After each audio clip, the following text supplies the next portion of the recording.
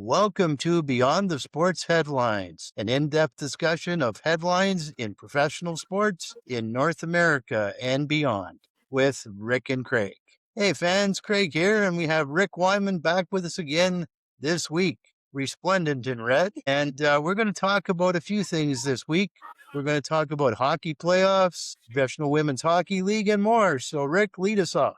Okay, let's begin with the Stanley Cup playoffs. I don't want to get into Game 7 whatsoever between Montreal and, of course, the Buffalo Sabres, but I want to get your take on how you feel about the playoff setup right now, because the scheduling to me has been somewhat erratic, because the winner of this series will have to play Carolina coming up on Thursday of this week. And regardless of who wins, we've talked about that before. We'll get into that next round as well. But really, 12 days off? Can we not get some kind of symmetry, if that's the appropriate word, for Gary Bettman to perhaps align the playoffs accordingly, where one series doesn't stop, and you can't avoid the 4-game sweeps, but to be off for 12 days. Remember when the Red Sox played the Cardinals several years ago and St. Louis had an extremely long layoff?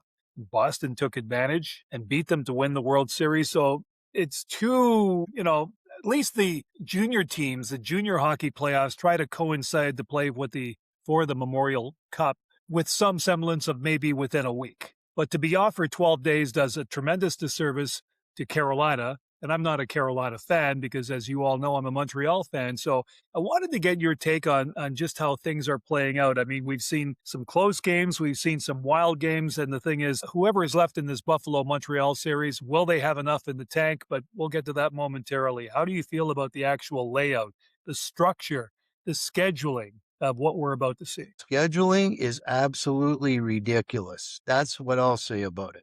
There's no way that any team should have 12 days off. It's crazy. And this was all done because Gary Bettman kowtows to the U.S. television networks.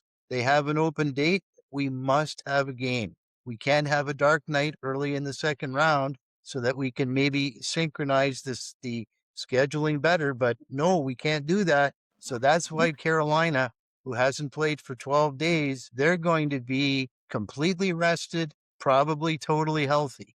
Do you think that the Montreal Canadiens or the Buffalo Sabres are going to be completely rested and totally healthy? Well, they'll only have a couple night? of days I to doubt it. re-energize. Now, the only thing that could be good for Montreal or Buffalo this evening, it could is go they into might catch overtime or double Carolina overtime or sleepy triple overtime. because Carolina They'll only hasn't have, played in in fact, 12 days. Tuesday, and it's very Wednesday, difficult heading to into replicate Thursday. Will they be ready? No, game they'll still conditions feel the when you're effects of practicing and scrimmaging. this series once and That's for the all, only way and I could see very either well of these be teams easy pickings winning the for first two the games. Carolina Hurricanes. If the form holds, I look for Carolina to jump on these teams, maybe get a 2-0 lead in the next series. Well, it's just one of those things, Craig, where, why do we have to cater? Why do we have to cater in Canada to American television? And I see where the NHL is coming from this perspective. I mean, it's so much easier for other sports, but the NHL is literally begging American TV, the networks, the audience to please watch our product, where they want to get some semblance of revenue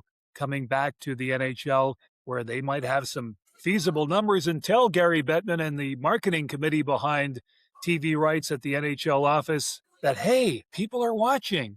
We've got 1.9% of the television audience on a Tuesday night watching Stanley Cup playoff hockey. It's got to be worth something. But again, this has been going on for years, and I don't think it'll ever change unless totally different perspective is brought upon the Stanley Cup playoffs. But I find it abysmal. It's too long to wait. And the thing is, you're actually penalizing a team for their early success. I don't get it. I don't get it. And here's the other thing I don't get, Rick.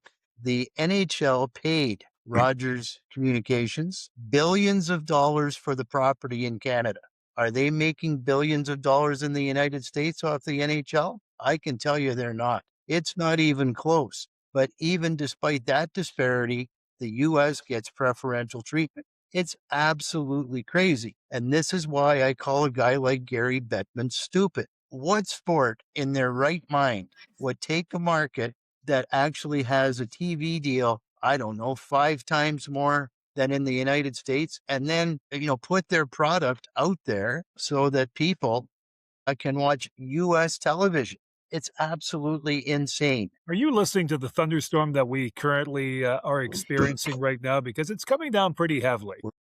I can tell you that. We are getting some I can precipitation. definitely tell you that. Okay, let's move on to another aspect of what's been happening with the playoffs. Again, here we are. It's the false May 2-4 weekend. I mean, theoretically, in Canada, we like to celebrate it around May 24th, but because it's later on, it's just not going to tie in with what we're doing. So it's an earlier May 2-4 weekend.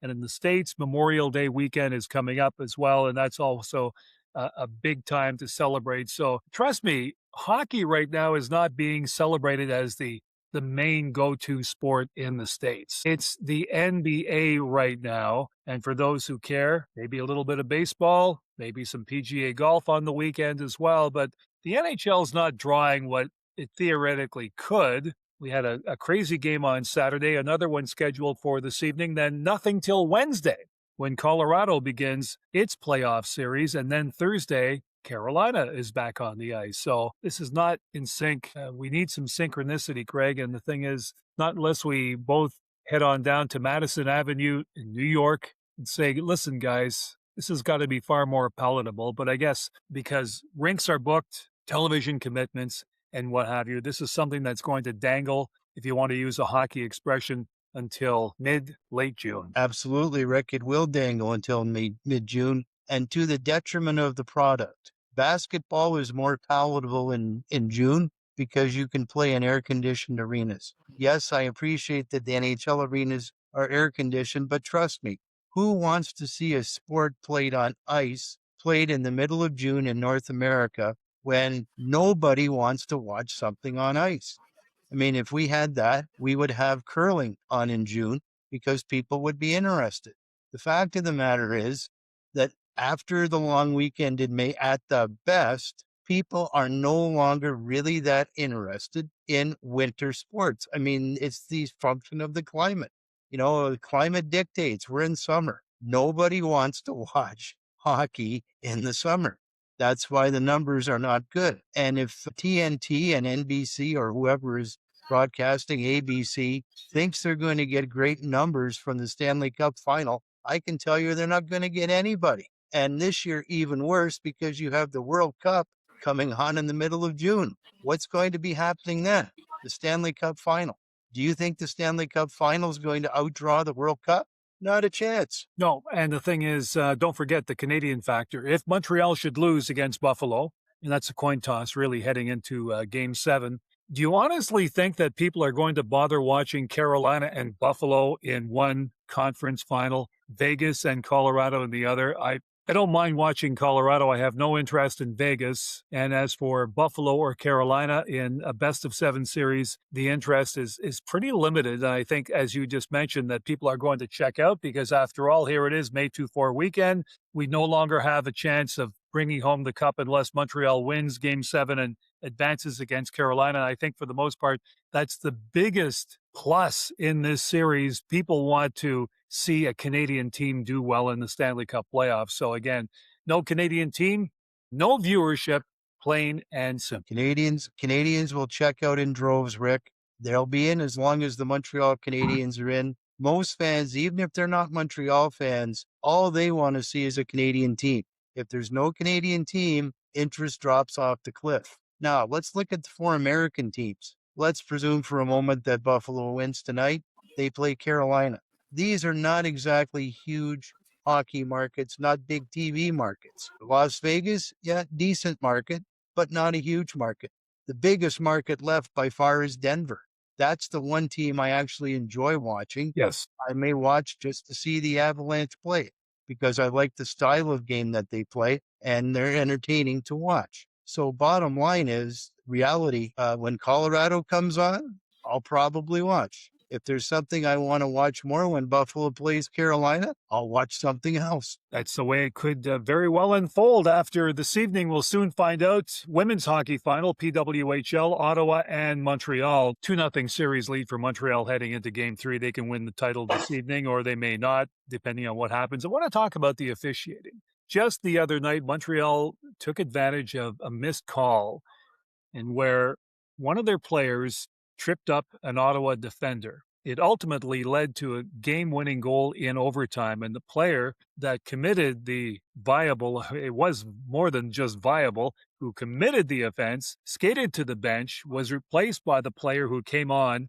and passed the puck to a wide open Montreal Victoire player for the game winning goal. How is this allowed to happen in a championship series, NHL, PWHL, any sport? I couldn't believe it. And the thing is, we're thinking that these officials are assigned based on their performance all season long, but yet in a crucial situation, especially in overtime, do they simply say, we're not calling this? Impossible. So what we're saying here is this. In sports, there will always be something that everybody doesn't like to talk about, especially when the calls go against them, the human element. Humans miss things. By nature, we make mistakes. We all pretend we don't make mistakes, but we all know that we do. And in sports, these mistakes are magnified 1,000-fold. Why? Because we have 6, 10, 12, 14, 16 cameras. And guess what? One of those cameras might see that the referee made a mistake. The referee may have made a mistake. That's entirely possible. But reality is the game goes on. Now, I'm going to make 2 points here that I think that people should be mindful of. One, if we want to avoid these egregious mistakes, how many more video reviews are we going to allow into games? So is the next step in video review that every penalty, we look at the instant replay, was this penalty deserved? Was this something that should have been called that we missed? And if we do that, these games that are taking 2.5 hours, I assure you, they're going to take 3 hours. We're going to be what baseball was before they put in the pitcher's clock. You can That's quicken that up. You can quicken that up and just say, listen, this is overtime. We've got to make sure that this is right. I don't care about the circumstances. I don't care if you've used your 2 challenges or what have you.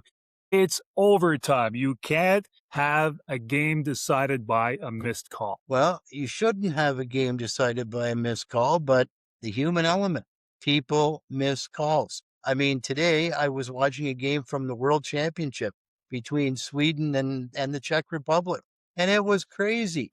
The referee absolutely blew a call. What happened was that the Czech player came in, took a shot on the Swedish goaltender.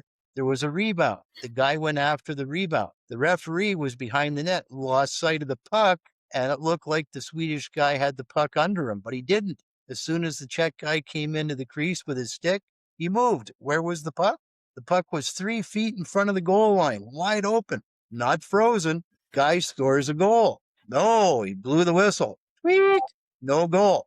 Guess what happened next? He ran into the goaltender. So guess what happened? Goaltender interference, 2-minute penalty. So that was even more egregious than the egregious call that was missed in the PWHL. You see, here's the problem. The problem is that we've got this contradiction. We don't want to get any calls wrong, so we now have reviews. But here's what's gone on. What's gone on is that referees are not doing as good a job as they used to. Now, you say to me, how can that be? Here's the reason.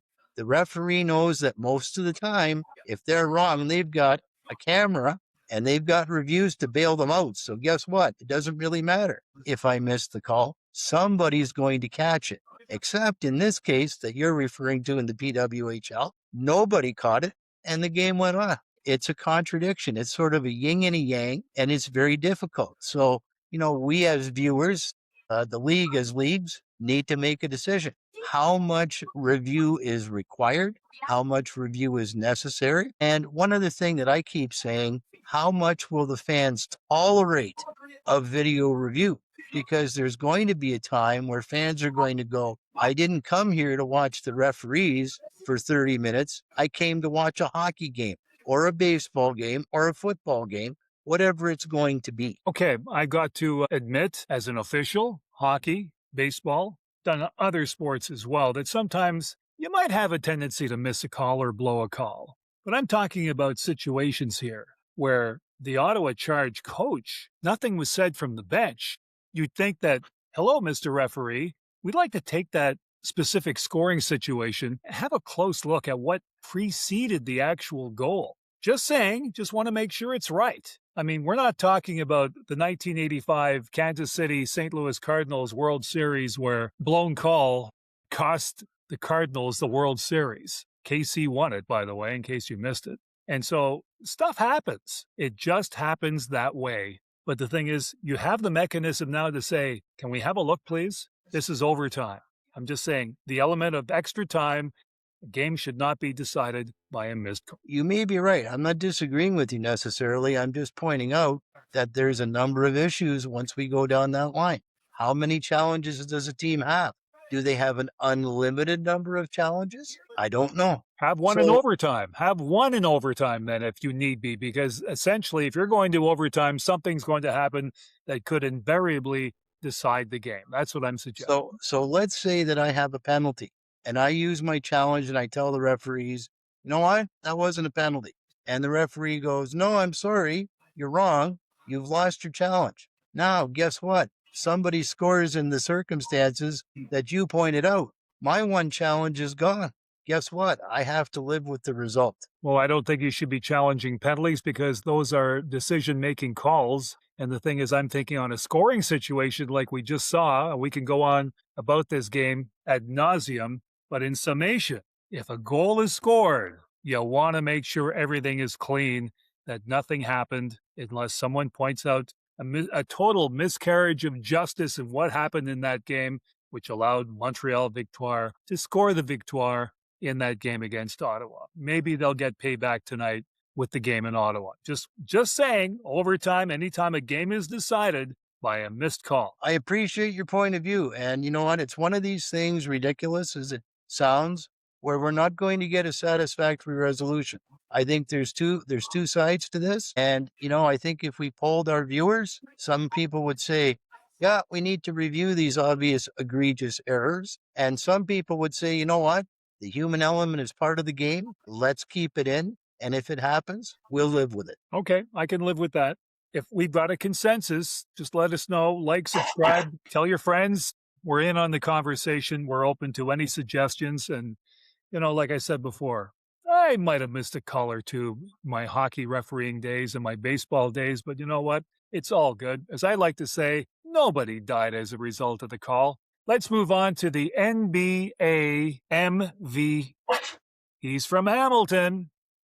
He's won it again. SGA. Shane. SGA, yes. SGA. Shane Alexander Gilgeous does it again. And just a tremendous talent being compared to the likes of the greatest players now at this stage, at a very early stage of his career. Is he? He's one of the greats. How He's great? He's not an all-time great, but he's one of the greats. When you win 2 MVPs, in particular, 2 MVPs in succession, your name goes up the list. A lot of people can win 1 MVP, Rick. You can have a phenomenal season. We've seen it. You win an MVP 2 years in a row, guess what? That means that you have been at a consistently high level for a huge amount of time.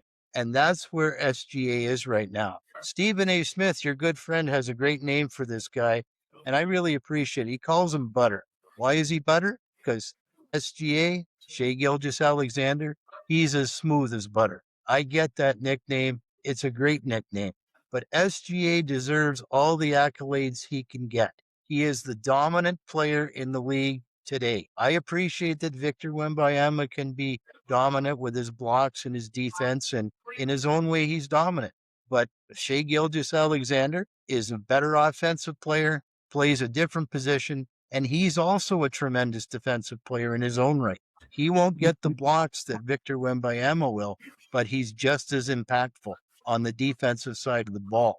That's why SGA gets 2 MVPs in a row. He's now with Steve Nash with 2 MVPs, and Nash won his MVPs, I believe, consecutively. But here's the difference. Shai-Gilgeous Alexander has won an NBA championship. So I would say that Shai-Gilgeous Alexander has risen above Steve Nash.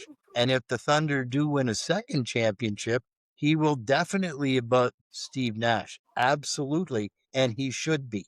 When you're thinking about greats, Gilgeous Alexander, how great can he be when compared to the players that we identify as the greatest of all times? LeBron, Michael Jordan, Larry Bird, the list goes on and on and on. Bill Russell, Elgin Baylor. I mean, basketball has so many great players, and it's difficult to compare various time periods of play compared to what's happening with the modern day game. So, how great can he be compared to these illustrious names that are Hall of Famers and considered the greatest of all time? And like a Michael Jordan's, like we've had arguments before. LeBron, is he better than Michael Jordan? Different era. How do you even begin to compare greatness? Very difficult because, of course, different eras, different type of basketball. Today's era is very high scoring generally. In some eras of basketball in the NBA, low scoring was in vogue. There were a lot of years where teams barely got 100 points a game. Now it's rare that a team doesn't get 100 points a game. The average team now, the top teams score 120 points a game. So the game is different. The other thing we have to remember is that in a lot of these years, there wasn't the 3-point shot. The 3-point shot has been a huge game changer as far as the NBA history goes. How good can Shai-Gilgeous Alexander be? He can be better than what he is now, and he's moving up the list. Would I say he's top 100 in NBA history? Not maybe right now, but you add another MVP award next year or down the line, you add a couple of championships, and he's getting in that really rarefied air where we talk about him in the context and in the discussion of all-time greats. That's how good Shai-Gilgeous Alexander can be. The other thing that Shai-Gilgeous Alexander has that really works to his favor, he is with a tremendous team. This Oklahoma City team is a young team. They're going to be together for a few years. So it's not inconceivable that SGA, if he stays in Oklahoma City, can't win 1, 2, or 3 more championships. You don't have your Toronto Tempo T-shirt on tonight. I noticed that you picked one up recently, so you're a big fan. They had a nice win against the LA Sparks last night. I was impressed. I watched it for a while, late night TV on the West Coast. Hey, not bad, not bad. So I'm glad to see that you're sporting some colors. But I want to talk about another playoff. Well, the Tempo not really in the playoff right now. Stephen A. Smith, yours truly, certainly have an affinity for the New York Knicks. The Knickerbockers going up against Cleveland. Next round of the NBA playoffs, and again, we've got some interesting matchups. Just think if Toronto had defeated Cleveland, would they have been good enough to beat Detroit? Probably not, but Cleveland advances. They're playing the Knicks, round 3 of the NBA playoffs. Now, what do you think of the Knicks and their chances? Well, the Knicks actually played very well against Philadelphia. Philadelphia absolutely, they pooped the bed. Let's be blunt. The Philadelphia 76ers were brutal. Joel Embiid played the way Joel Embiid does in the playoffs. He played like a 7-foot, 2-inch sissy because that's what Joel Embiid is. Joel Embiid is a guy that you can't win with. That's the reality of the Philadelphia 76ers. And Philadelphia would love to get rid of Joel Embiid, but there's no trade value for him. I haven't ignored your question on the Knicks. The Knicks played a very beaten up Philadelphia team. No Embiid, not playing at full strength. That's a difference. Do I think the Knicks would have beat the Sixers with a full strength Embiid? Yes, I do. Now, Cleveland and the Knicks, I think the Knicks will have an advantage in this series. The Knicks have an excellent team. The Cavaliers, I couldn't believe it. The Detroit Pistons were destroyed by the Cleveland Cavaliers. It wasn't even close. Cleveland couldn't hit a shot if they had bullets. That's how bad they were.